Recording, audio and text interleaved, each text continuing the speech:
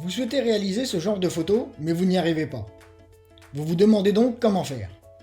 Eh bien, suivez le guide, je vous donne quelques trucs et astuces, et ainsi que la méthodologie que j'utilise pour arriver à ce genre de photo. Mais déjà, allons trouver quelques sujets en sous-bois.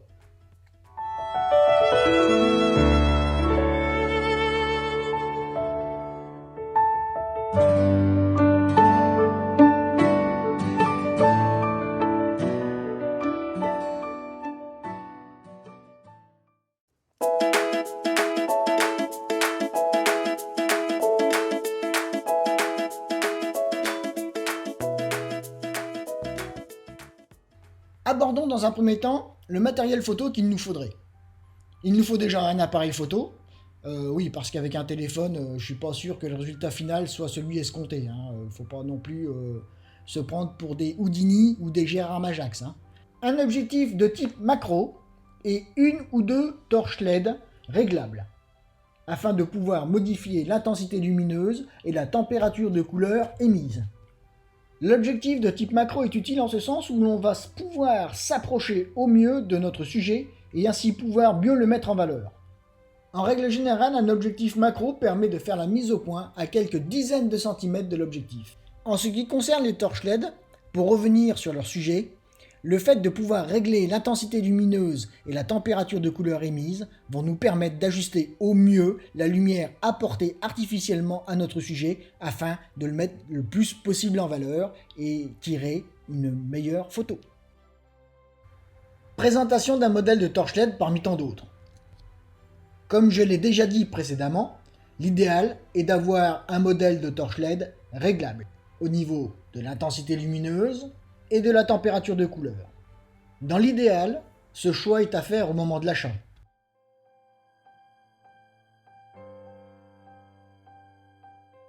Comme on peut le voir sur ce modèle, je possède deux potentiomètres.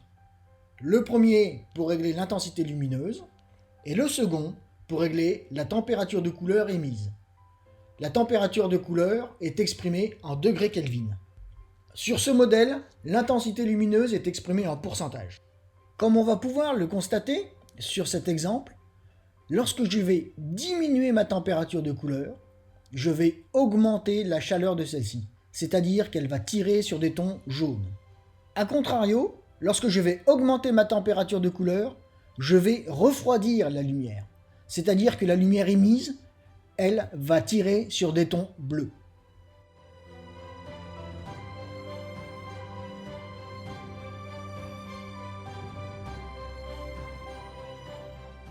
Stop à la théorie, passons à la pratique. Regardez, nous avons trouvé un petit champignon. Étudions sa disposition, son environnement et réfléchissons à la manière la plus judicieuse de disposer notre éclairage artificiel afin de tirer les photos promises. Nous avons réfléchi à la disposition de notre éclairage. Maintenant, action. Passons à la photo. Vous allez voir, en photographie de macro, le plus important est toujours de se mettre à portée de son sujet et au niveau de son sujet. Plus vous allez être à hauteur, plus vos photos auront un rendu naturel. Regardez la façon dont je m'installe. Pour preuve, je ne m'installe pas de cette façon par hasard. Je me mets face à mon sujet, de niveau et à sa hauteur. Dès lors que je me suis installé convenablement, c'est à ce moment-là et seulement à ce moment-là que je pense au réglage de mon appareil photo. Je pense à la profondeur de champ, donc à l'ouverture que je vais utiliser, et je pense aussi à ma respiration afin de ne pas introduire de flou au moment où je vais déclencher. Pour ce faire, je bloque ma respiration quelque temps avant le déclenchement de la prise de vue. Après, vous n'êtes pas figé. Vous pouvez ajuster votre prise de vue. Vous déplacez quelques millimètres à droite, quelques millimètres à gauche, quelques millimètres en contre-plongée. Rien ne vous y en empêche. Essayez, testez, faites des essais encore une fois. De toute manière, c'est un appareil photo numérique avec une carte mémoire. Il faut essayer, essayer et essayer.